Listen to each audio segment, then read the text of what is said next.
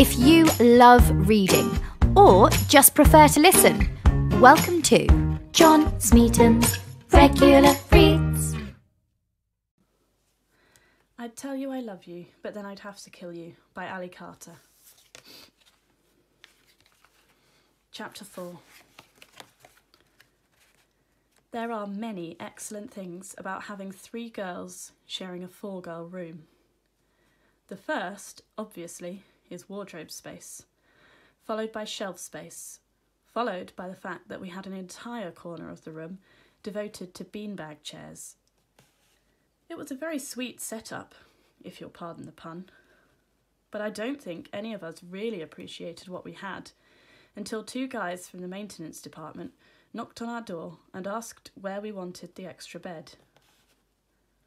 Now, in addition to our teachers and our chef, the Gallagher Academy has a pretty extensive staff, but it's not the kind of place that advertises in the classy fields, well, you know, except for coded messages.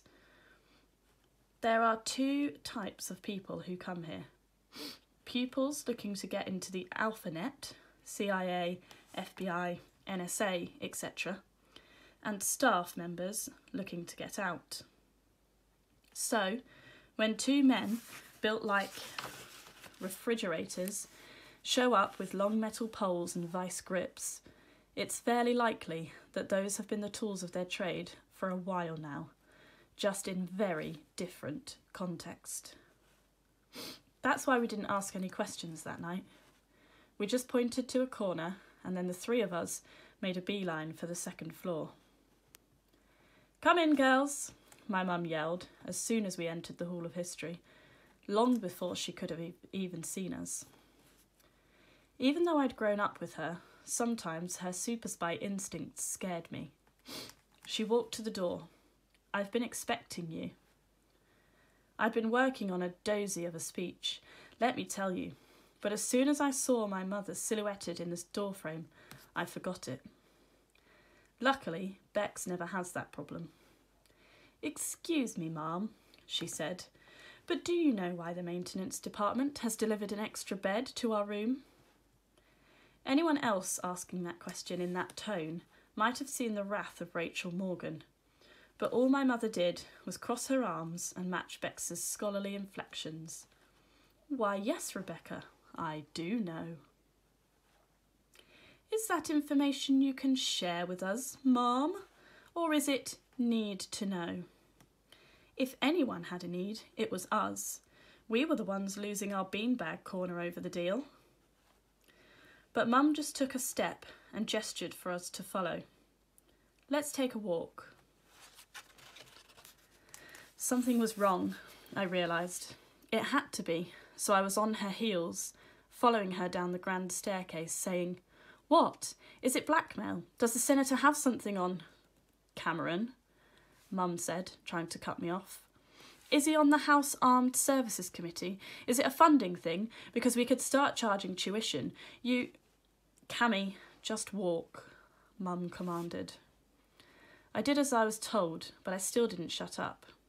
"She won't last. We can get rid of Cameron Ann Morgan," Mum said, playing the middle name card that all mums keep in their back pockets for just such an occasion. "That's enough."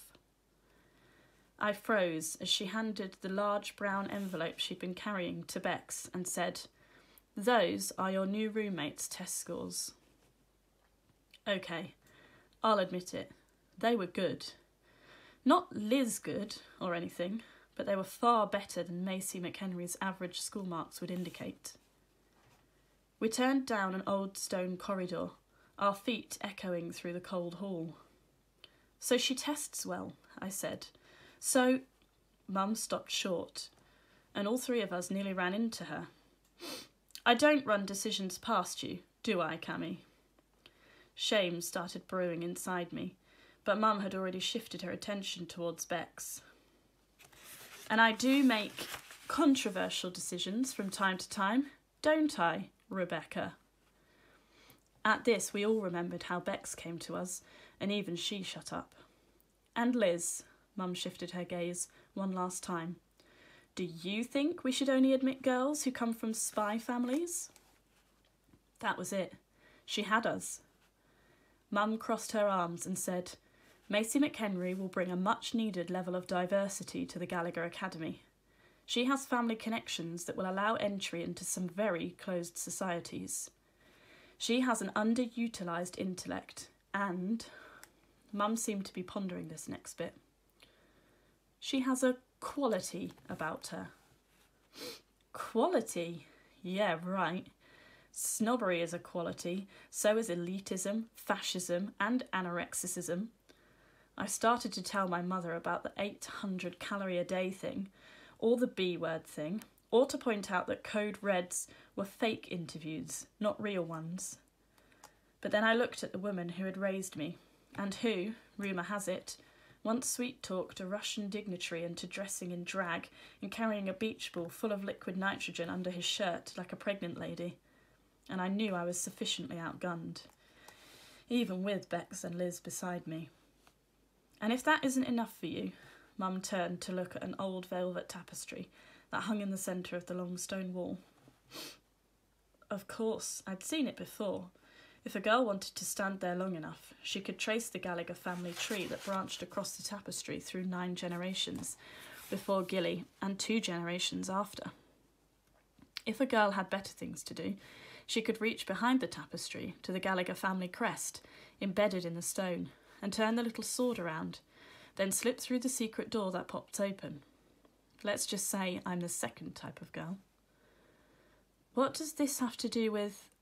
I started, but Liz's "oh my gosh" cut me off. I followed my friend's thin finger to the line at the bottom of the tapestry. I'd never known that Gilly had got married. I'd never known she had had a child. I'd never dreamed that child's last name was McHenry.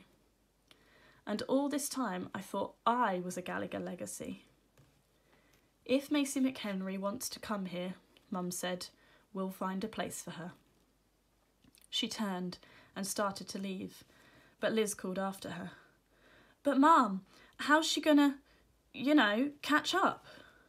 Mum considered this to be a fair question because she folded her hands and said, I admit that academically, Miss McHenry will be behind the rest of the sophomore class. For that reason, she'll be taking many of her courses with our younger pupils.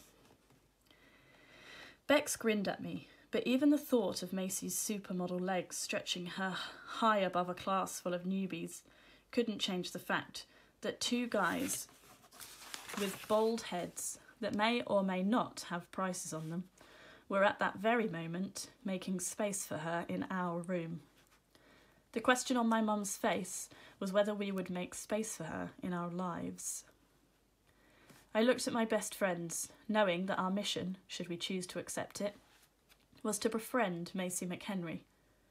The good girl inside of me knew that I should at least try to help her fit in. The spy in me knew I'd been given an assignment, and if I ever wanted to see sub-level 2, I'd better grin and say, yes, ma'am. The daughter in me knew there wasn't any choosing involved here. When does she start? I asked. Monday. That Sunday night, I met Mum in her office for chicken nuggets and fries. We had one hard and fast rule about Sunday night suppers. Mum had to make them herself, which is nice and all, but not exactly good for my digestion. Dad always said the most lethal thing about her was her cooking. Directly beneath us, my friends were dining on the finest foods a 5-star chef could offer. But as my mother walked around in an old sweatshirt of my dad's, looking like a teenager herself, I wouldn't have traded place with them for all the creme brulee in the world. When I first came to the Gallagher Academy, I felt guilty about being able to see my mum every day, when my classmates had to go months on end without their parents. Eventually, I stopped feeling bad about it. After all, Mum and I don't have summers together, but mostly we don't have Dad. So, how's school? She always asked as if she didn't know, and maybe she didn't. Maybe, just like every good operative, she wanted to hear all sides of the story before making up her mind. I dipped a chicken nugget in some honey mustard dressing and said, "Fine." "How's Cove Ops?" the mum asked, but I knew the headmistress was in there somewhere, and she wanted to know if her newest staff member was making the grade. "He knows about Dad." I don't know where the sentence came from, or why I spoke it. I'd spent 6 days dreading Maisie McHenry's arrival into our little society, but that was what I'd said when I finally had my mother alone. I studied her, wishing Mr. Solomon would have covered reading body language that week instead of basic surveillance. There are people in this world, Cam, people like Mr. Solomon, who are going to know what happened to him. It's their job to know what happened. I hope someday you'll get used to the look in people's eyes as they put 2 and 2 together and try to decide whether or not to mention it. Am I right to assume Mr. Solomon mentioned it? Kinda. And how did you handle it? I hadn't yelled and I hadn't cried, so I told my mum, "Okay, I guess." "Good." She smoothed my hair, and I wondered for the millionth time if she had one set of hands for work and another for moments like this. I imagined her keeping them in a briefcase and swapping them out, silk for steel. Dr. Phibbs could have made them, but he didn't. "I'm proud of you, kiddo," she said simply. "It'll get easier." My mum's the best spy I know, so I believed her. When we woke up the next morning, I remembered that it was Monday. I forgot that it was the Monday. That's why I stopped cold on my way into breakfast when I heard Buckingham's powerful "Cammie Morgan" echo through the foyer. "I need you and Miss Baxter and Miss Sutton to follow me, please." Bex and Liz looked as lost as I felt, until Buckingham explained, "Your new roommate has arrived." Buckingham was pretty old, and we did have her outnumbered 3-1, but still I didn't see many alternatives. We followed her up the stairs. I thought it would just be Mum and Maisie in her office, Maisie's parents having already been sent away in the limo if they'd bothered coming at all, which they hadn't.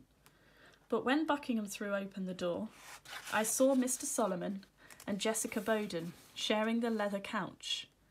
He looked so completely bored, I almost felt sorry for him. And Jessica was perched eagerly on the edge of the sofa. The guest of honour was seated across the desk from my mother, wearing an official uniform but looking like a supermodel. She didn't even turn around when we walked in. "As I was saying, Maisie," my mum said, once Liz, Bex and I had positioned ourselves in the window seat at the far side of the room, while Buckingham stood at attention in front of the bookshelves. "I hope you'll be happy here at the Gallagher Academy." Yeah, I know heiress isn't one of the languages I speak, but I'm pretty sure that translates into "tell it to someone who cares," because I've heard it all before, and you're only saying that because my father wrote you an enormous cheque. But that's just a guess. "Well, Maisie," an utterly repulsive voice chimed. "I'm not sure why I hate Jessica Bowden, but I'm pretty sure it has something to do with the fact that her posture is way too up and down, and I don't trust someone who doesn't know how to properly slouch. When the trustees heard about your admittance, my mother..." "Thank you, Jessica." How much do I love my mother? Very much. Mum opened a thick file that lay on her desk. "Maisie, I see here that you spent a term at the Triad Academy." "Yeah," Maisie said. Now there's a girl who knows how to slouch. "And then a full year at Wellington House. 2 months at Ingalls. Ooh, just a week at the Wilder Institute." "Do you have a point?" Maisie asked, her tone just as sharp as the letter opener/dagger that Joe Solomon had been absent-mindedly fingering while they spoke. "You've seen a lot of different schools, Maisie." "I wouldn't say there was anything different about them," she shot back. But no sooner had the words left her mouth than the letter-opening dagger went slicing through the air, no more than a foot away from her glossy hair, flying from Mr. Solomon's hand directly towards Buckingham's head. It all happened so fast, like blink or you'll miss it fast. 1 second, Maisie was talking about how all prep schools are the same, and the next, Patricia Buckingham was grabbing a copy of War and Peace from the bookshelf behind her and holding it inches from her face, just as the dagger pierced its leather cover. For a long time, the only sound was the subtle vibration of the letter opener as it stuck out of the book, humming like a tuning fork looking for middle C.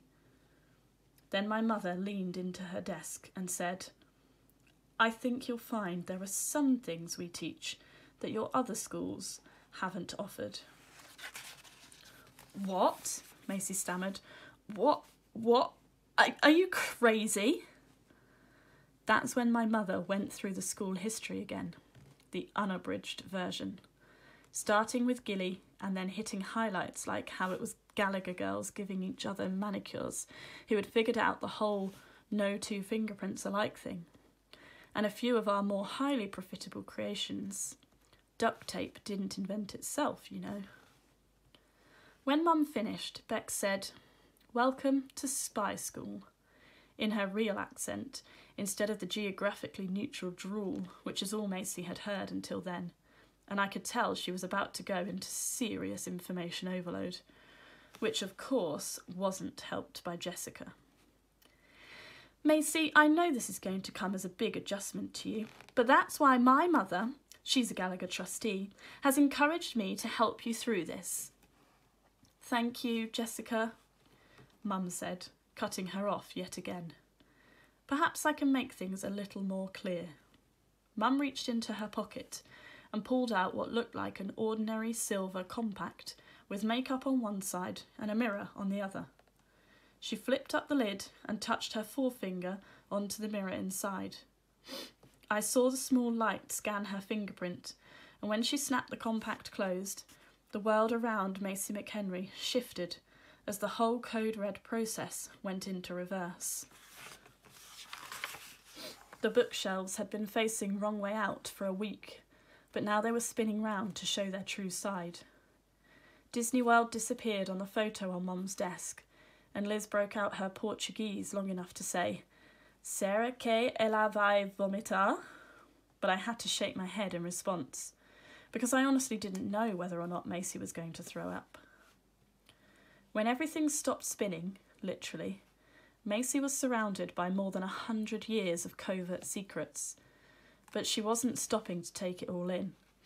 Instead, she screamed, "You people are psycho!" and bolted for the door. Unfortunately, Jo Solomon was 1 step ahead of her. "Get out of my way!" she snapped. "Sorry," he said coolly. "I don't believe the headmistress is quite finished yet." "Maisie," my mum's voice was calm and full of reason. "I know this must come as quite a shock to you, but we're really just a school for exceptional young women. Our classes are hard, our curriculum unique, but you may use what you learn here anywhere in the world. In any way you see fit." Mum's eyes narrowed. Her voice hardened as she said, "If you stay." When Mum stepped forward, I knew she wasn't talking as an administrator anymore. She was talking as a mother. "If you want to leave, Maisie, we can make you forget this ever happened. When you wake up tomorrow, this will be a dream and you don't remember, and you'll have one more dismal school experience on your record. But no matter your decision, there is only one thing you have to understand." Mum was moving closer, and Maisie snapped. "What?" "No one will ever know what you have seen and heard here today." Maisie was still staring daggers, but my mother didn't have a copy of War and Peace handy, so she reached for the next best thing. "Especially your parents." And just when I'd thought I'd never see Maisie McHenry smile.